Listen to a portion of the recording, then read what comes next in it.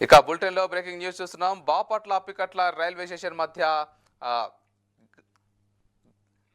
చోరీ ఘటన చోటు చేసుకుంది. బాపట్ల జిల్లా సర్కార్ ఎక్స్ప్రెస్ రైలులో చోరీకి యత్నించారు దుండగులు. అయితే ప్రయాణికుల ఆభరణాలు లాక్కేందుకు ప్రయత్నం చేశారు.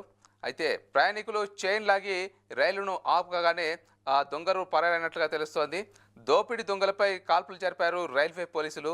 అయితే బాపట్ల అప్పికట్ల రైల్వే స్టేషన్ మధ్య ఈ యొక్క ఘటన చోటు చేసుకుంది. అయితే ఈ యొక్క చోరీ ఘటన ప్రస్తుతం తీవ్ర కలకలం సృష్టిస్తోంది. బాపట్ల జిల్లా సర్కార్ ఎక్స్ప్రెస్ రైలులో ఈ యొక్క చోరీ యత్నం జరిగింది.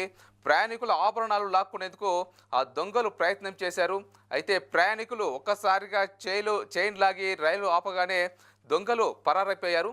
దోపిడీ దొంగలపై రైల్వే పోలీసులు కాల్పులు జరిపినట్లుగా తెలుస్తుంది.